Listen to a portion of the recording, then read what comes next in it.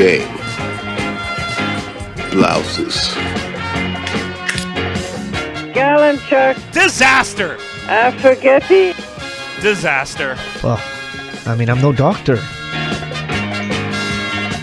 We now join America's most popular show, already in progress. Everybody loves Mitch and Sean. You guys are the greatest duo.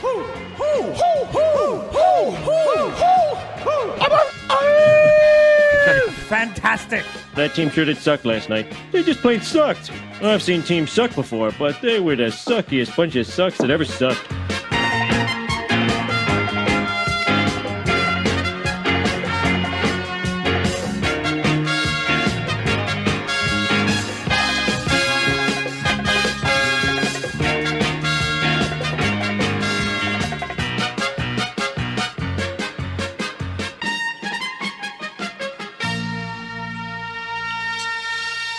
All right, welcome into another edition of the Post Game Pints podcast.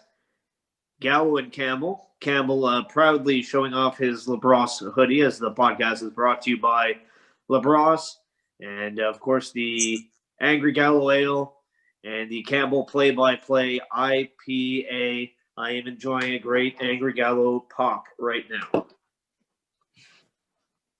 What's up, Mitchie? How you doing, man? I'm doing quite well. You know why I'm excited? I'm excited because hockey season is here. I mean, training camps, they're open. People are on the ice. We're so close to an NHL season. Yeah, I can't wait for hockey to get going. And, you know, now fingers crossed, knock on wood. I hope we don't have many hiccups along the way and all these protocols work out well. And the NHL is able to have a legit season with the star players in the lineup every night. And then, you know, come the month of June and July, we're able to have a Stanley Cup winner. Yeah, I think that'll be really nice. There's going to be hiccups, okay? Very much like we've seen in baseball, in football. They didn't go in the bubble situation. You're going to get hiccups, and that's definitely going to happen. It's how the teams deal with those hiccups. If the protocols are in place to deal with the hiccups, that if you need to reschedule something, it's okay. We'll see how that all works out. It might be easier to reschedule things in certain divisions, maybe not so much in the Canadian division, but nonetheless, I hope that the protocols that are in place work well, so everything's going to work well by the end of the season. Yeah, and, you know, you just hope that you don't run into any major disruptions over the course of the season where teams are just ravaged by the COVID virus. And, you know, we've had a couple scares earlier on in the NBA season as their season obviously started just a few days before Christmas. The one advantage that the NHL has over the NBA is that NHL rosters are much larger than NBA rosters. So you're able to overcome maybe a couple cases where, man, in the NBA, Sean, if your team has 5 or 6 cases, you could be toasted for a game. Well, that's why the NHL decided to put a taxi squad in, and we're going to see how that taxi squad works versus the AHL. The AHL gave news that they're still planning to start on February 5th. So how does that all work out? I think we're going to have a lot more on that as the Post Game Pints podcast continues. But, Mitch, I thought, you know, you and I are based out of Montreal, and we got a lot of people that think and talk Montreal Canadiens. Why don't we concentrate this episode with training camp opening yesterday, them hitting the ice today, on the Montreal Canadiens? We can really dive in to the Habs. And we've spoken about all the moves they've made in the offseason, but since then they've made 2 other acquisitions, including Corey Perry on the Canadiens. Let's start with him. Where does he fit? Well, I don't know where he fits exactly at this time because you look at the right wing position for Montreal, and it's very deep, especially depending on some of those guys who could play left but are natural righties. You know, how does it all shake out? It looks like he could be an extra, but at the same time, I look at, you know, what Corey Perry brings, and I feel like he's the type of player that they don't really have. He's the type of player that Claude Julien probably is going to like, and he can play different roles. Like he can play on the second unit of a power play. I'm completely confident in that. He can play on the Habs first unit. He can play on the Habs first unit. We saw the power play last year. They weren't good. Yeah, well, and one of the reasons they weren't good is because they don't have a really good net front presence.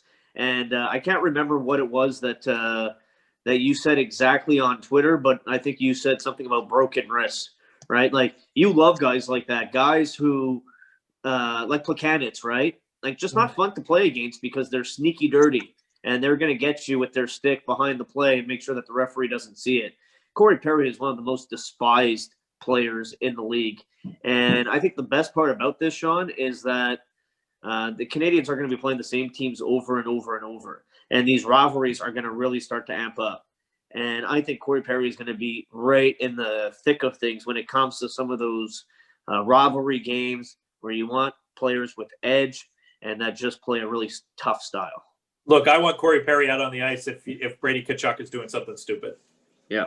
Like, let's just be honest. And I know that everybody is like, oh, Brady Tkachuk, he's coming, with the center. He's hard to play. He's sneaky, dirty, kind of gets under the people. Corey Perry's been doing this for over a decade. And Corey Perry's still in the league because he does it at an elite level.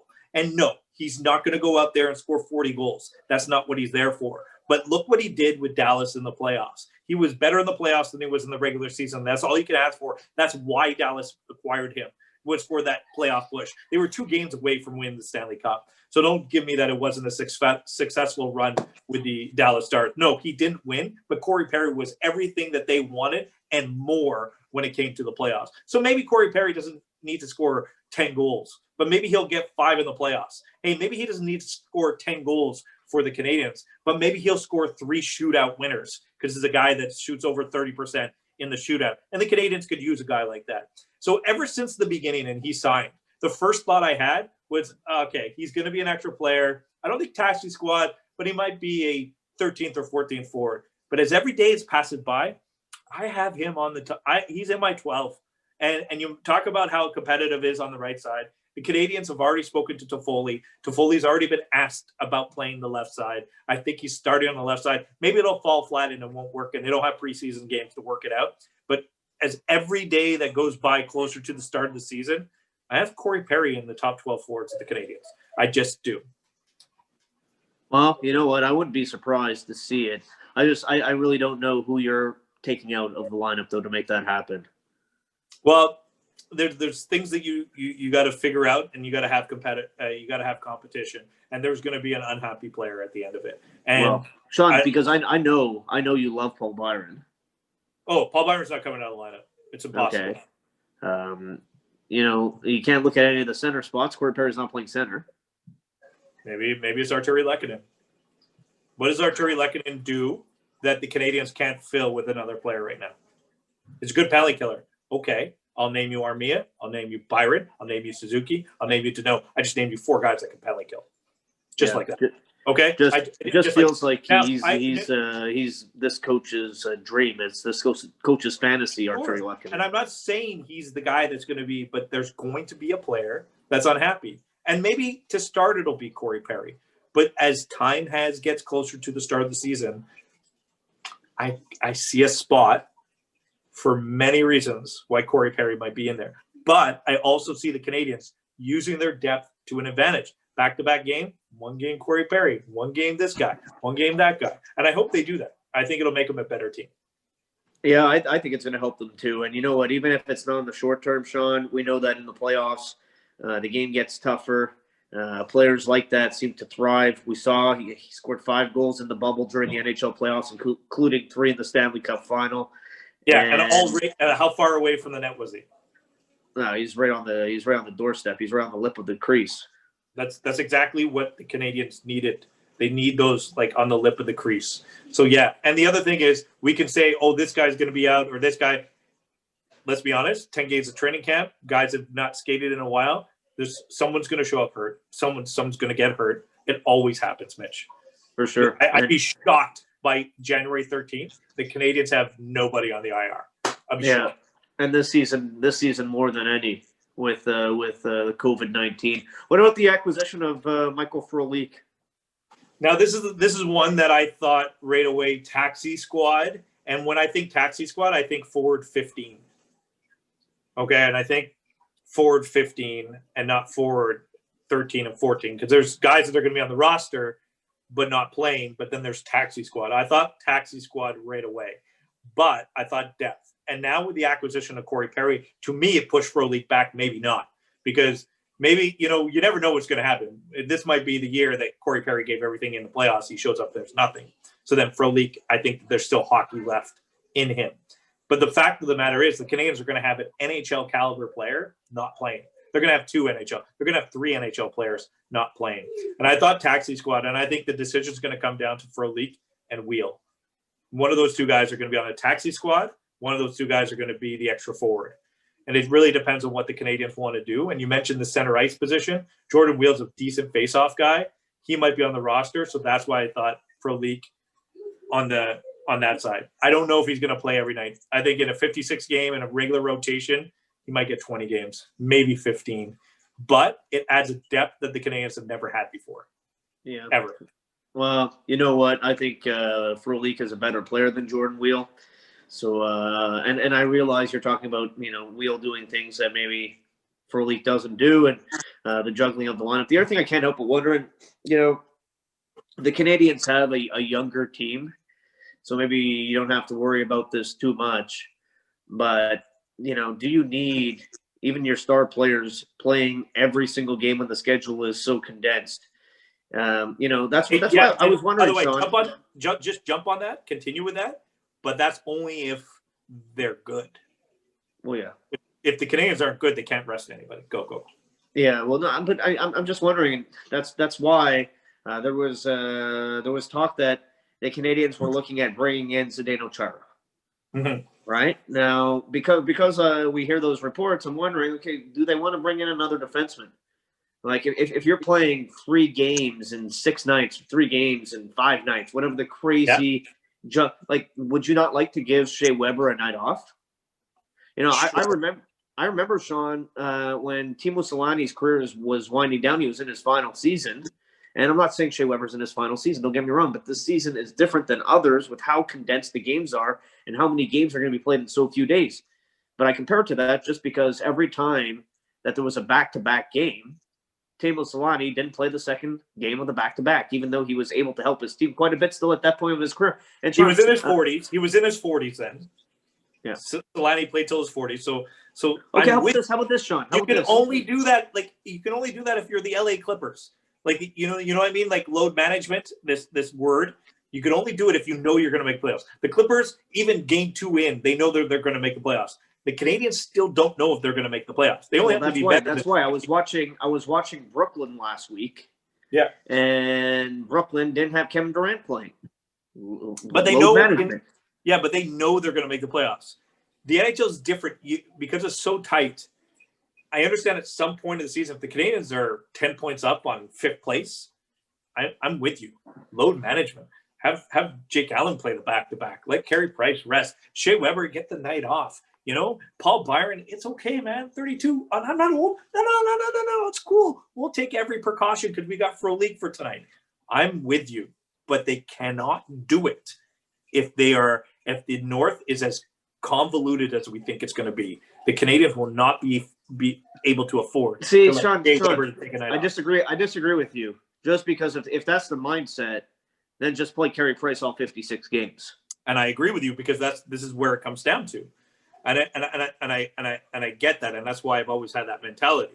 But what have I always said? They talk about, this year Carey Price, and I'm talking about an 82 games season. They go, he's going to play 55, and we're going to give the rest of their backup. But what happens? The Canadiens are sitting in 9th, 10th, and then Carey Price down the stretch has to play 15 of 16 games, and they lose the one he doesn't even play. Because even Carey Price, a tired Carey Price at 80%, is better than Charlie Lindgren at 100. Now, the idea is that Jake Allen's going to be able to fill that void a little bit just on the Carey Price one. But I'll tell you this again. Canadiens want to give, let's say out of 56 games, 32 to Carey Price, the rest to Jake Allen. But with down the stretch and those final 3 games against Toronto, and the Canadiens are sitting there on the playoffs run, nothing's clinched, Carey Price is playing all those games, even if it's a back-to-back, no matter how good Jake Allen is. So I'm with you, but they have to be good to be able to rest the players. In the NBA, only the good teams do that. The Portland Trail Blazers don't rest Damian Lillard because they know they need him to play every game to make the playoffs.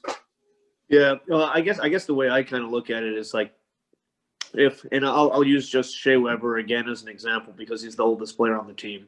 Sure. And there's a lot of sports science and a lot of studies that have been done on load management. But it's just like, okay, let's say you look at the beginning of the schedule, not to say that he should be tired at the beginning of the schedule, but I just know the beginning of the schedule well. The Canadians play Toronto, then they go out west and they play Edmonton, and then they have 2 against Vancouver, right? I think it's 2 against Edmonton and 3 against Vancouver. Okay, so 2 against Edmonton, 3 against Vancouver. Now, if I could tell you that the Canadians are going to rest Shea Weber in the second game against Edmonton, and because of that, he would have been 50% against Edmonton and then 35% against Vancouver in that first game. But because I rested him in that game against Edmonton, it's not 50%. He didn't play at all. But now he's going to be 70% in the game against Vancouver. I might think long-term, looking at trying to bank as many points as I can, I'll be able to bridge the gap in that game against Edmonton, not have Shea Weber in the lineup. And then it's great because I can have a much more rested, fit, dominant Weber in the first game against the Canucks. And I try to apply that mentality on the whole. And I think, at least in my mind, it makes a lot of sense. Like, I get what you're saying. They need to get as many points as they can. But if you have a lot of depth and you have other guys that can step up, then you might have the benefit of resting guys. And I just use Shea Weber as an example. Campbell, it could be anybody. I get it. I get it. Like, you look at the right wing position, right? Yeah. What if at some point Gallagher comes up to Claude Julien and he's just a little sore? You know, he took a beating in front of the net. Someone slashed him. He's got a bruise on his hand. You might be able to, for a game, you might not have the luxury if you don't have a lot of depth, but if your team is deep, you could say, all right, you're not 100% tonight. You're only going at 80.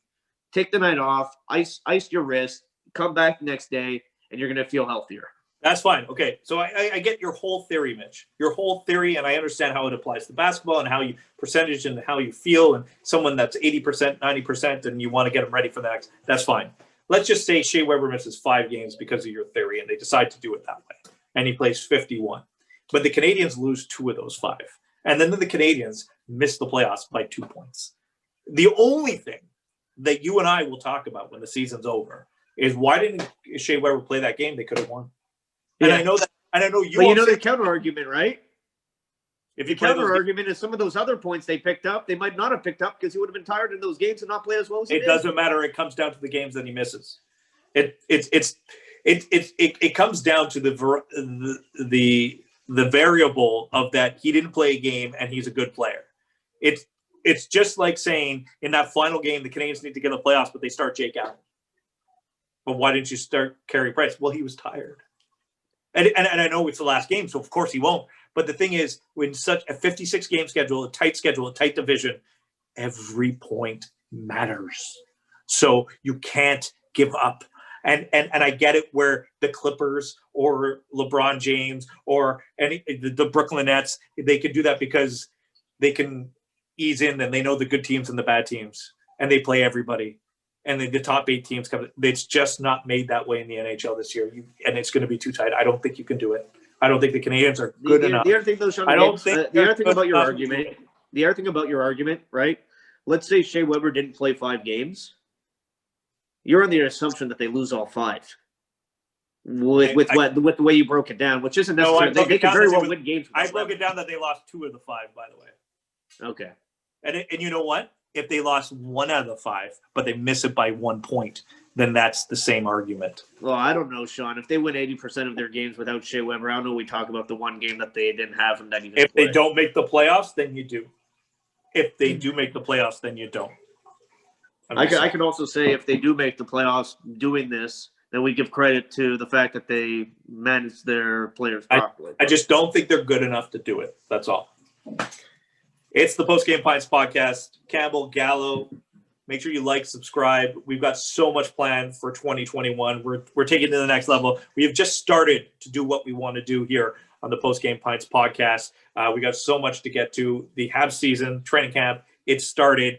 Lots of Habs talk, lots of Habs NHL content, but we're going to go everywhere. All the sports we know, we get into the NFL playoffs as well. We'll have our picks. I know that I know so much more about NFL than Gallo does because I won fantasy football against Gallo. I'm just going to ride. I'm just going to ride that wave, Mitch. I'm just going to ride it as long as I can. Like I say, like you see my toque, Sean. It's an Eagles toque. Like I say, there's always next year. Same for fantasy. We're on to next season. All right. Why don't we get into some random sports thoughts, Mitch? All right, sure. Because I got to hear my jam. Yep, there you go. Nice dancing moves. Good for you. I just like shout out to my niece Macy, who made that painting. It's a Christmas gift. My favorite Christmas gift. What's that? The painting in the background. Oh, the painting. Very nice. Yeah. My niece made that for me. Shout out to Macy. I see you. All right. So random sports thought. You ready? I go first. For it. I do not care, unless it's Canada, if a hockey team gets blown out.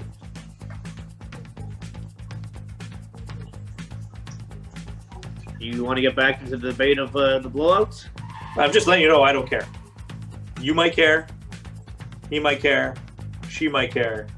I don't care. As long as it's not Canada, we'll blow out anybody in hockey.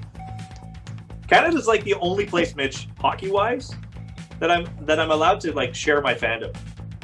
Like I grew up a Canucks fan. It's still I like them, but it's not. I never grew up a Canadiens fan. You know, there's this fandom with what we do that kind of dissipates at some point. Packers. So I miss. Packers. Yeah, but that's NFL. I'm talking hockey here. NFL, Packers, all.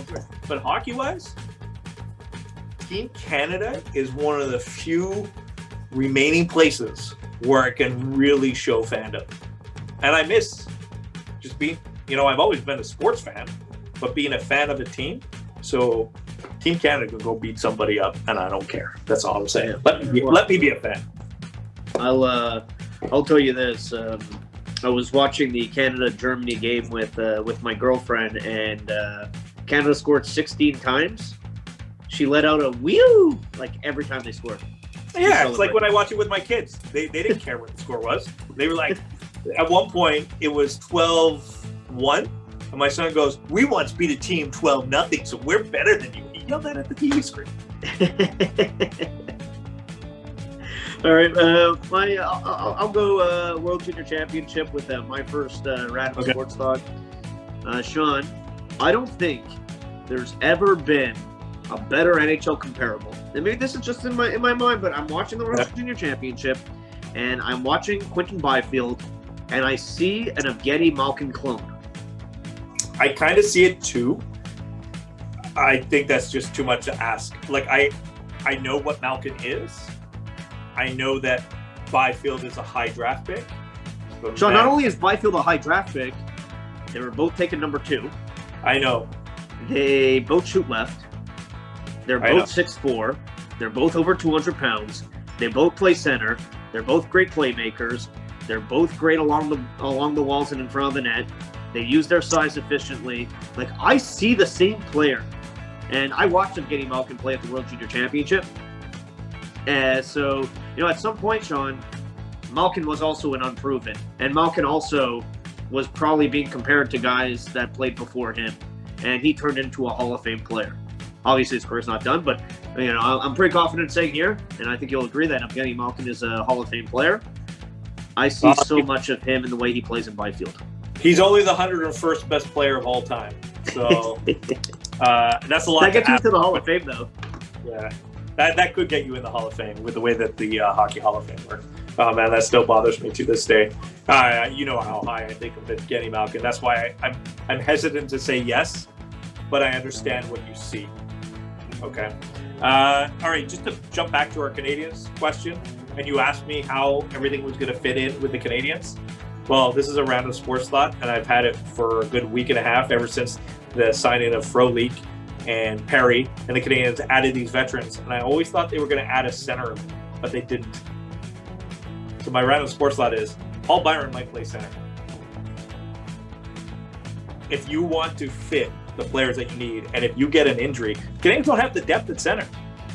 If they get an injury at center, they're going to have to use somebody. And I know Poehling does, but he may not be on the roster. I know Evans is, but you've got all these other NHL talent. And if you want to fit in Lehkonen, Byron, and Perry, one of those three has to play center. Paul Byron's the only guy that knows how to play center. Yep, I think he might have to at some point. I really believe that. He's definitely going to play some games at center. He may not be starting out at center, but injuries might force him to center. Hey, it might force Jonathan Drouin to play a couple games at center. I hope that's not the case. But that's their depth at center now. My next random sports thought, Sean, is of the North American professional sports, and I'm even going to throw the MLS in here because it helps prove my point. But of the professional sports leagues that we have in North America, I think the NHL has the most room to grow.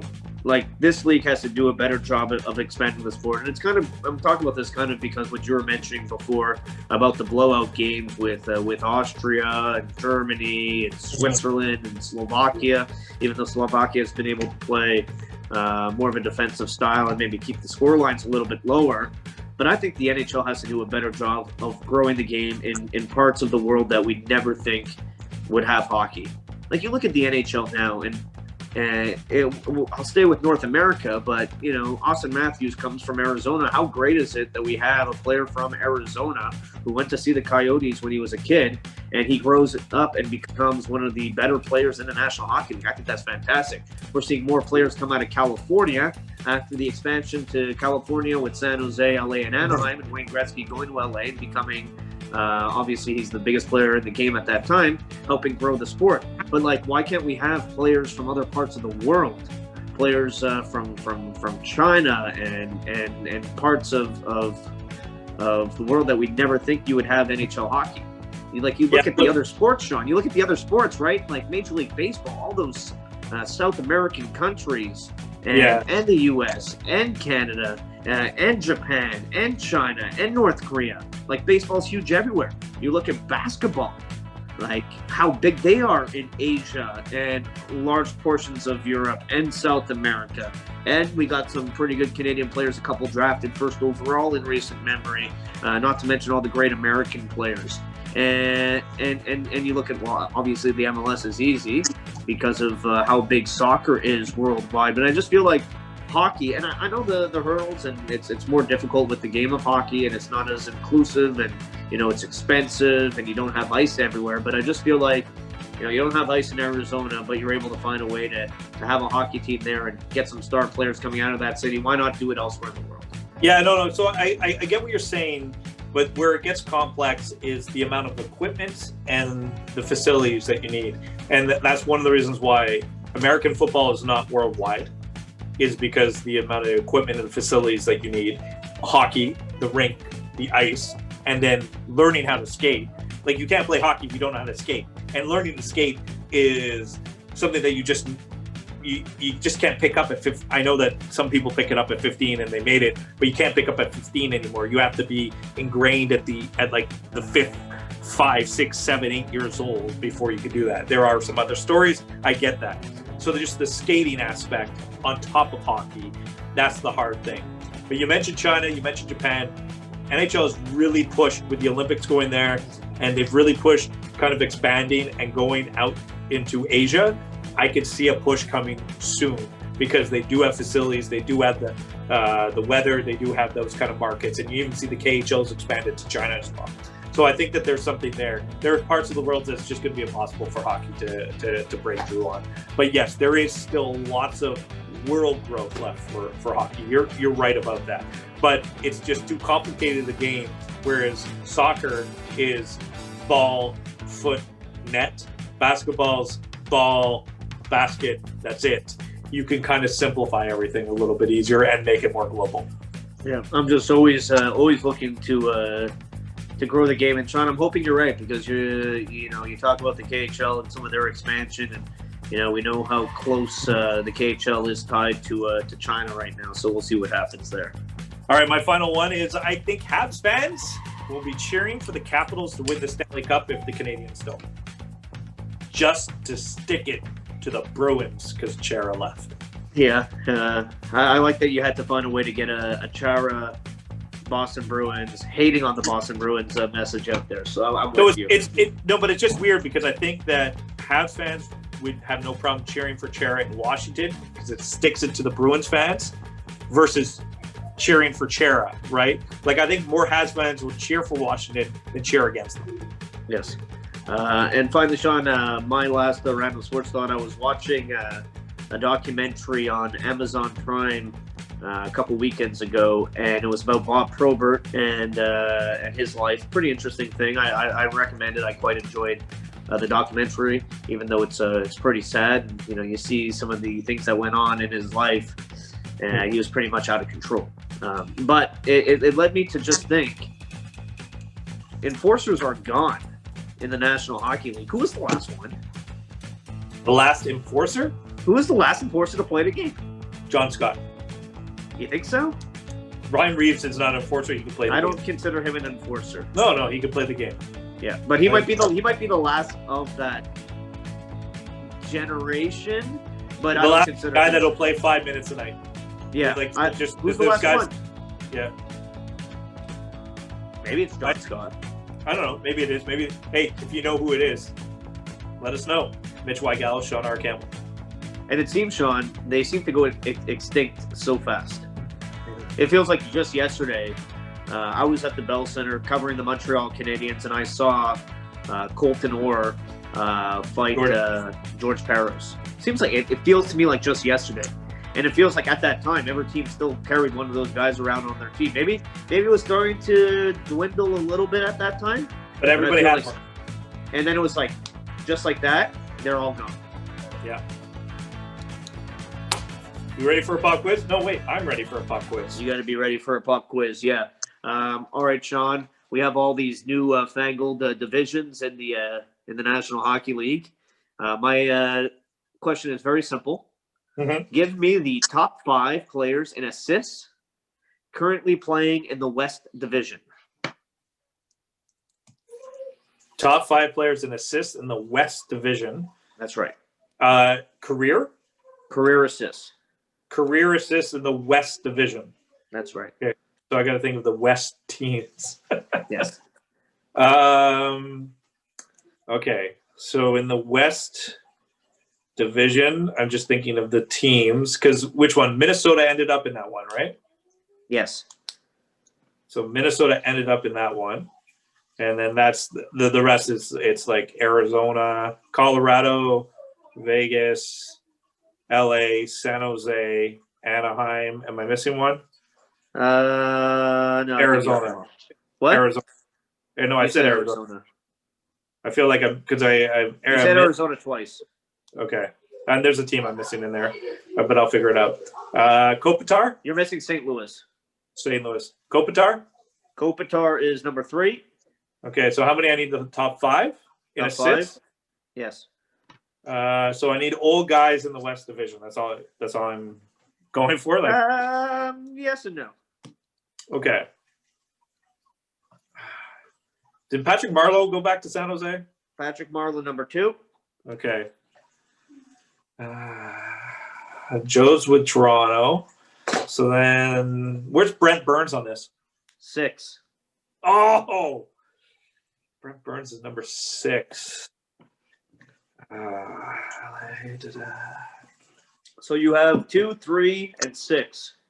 Yeah, Dustin Brown's old, but he doesn't get enough points to be part of this conversation. Minnesota, like, I don't think he gets enough points though. Like, I'm thinking like the old guys, Parise or Suter. Suter's 4. Suter is 4. Yes. Did Mikko Koivu actually like retire yet? He's done. Okay, so that doesn't count. So I did get Suter, Kopitar. So I'm missing 1 and 5. Yeah. Dave, by the way, has weighed in. He sent me a text message. He has guessed Jonathan Taves. Chicago's not in that division. And hats off to Jonathan Taves. I hope you get well. Yep. There's someone on the Blues that I'm missing, I'm sure. I feel like there's someone on the Blues. No? So I'm crossing the Blues off. Someone stupid on Arizona, like Phil Kessel. Phil Kessel's number 5. Okay. Not stupid. Phil Kessel, you're not stupid. Okay, I'm sorry. And you are currently only missing the number one answer. Yeah, that's weird. I've done pretty well here, and I think so. I've gotten through Minnesota. I've done my Arizona. Now I feel like I don't think Colorado. No, so it's San Jose, LA, or Vegas. Oh, Doughty? Nope. No, not Doughty. You may be missing a team from the division.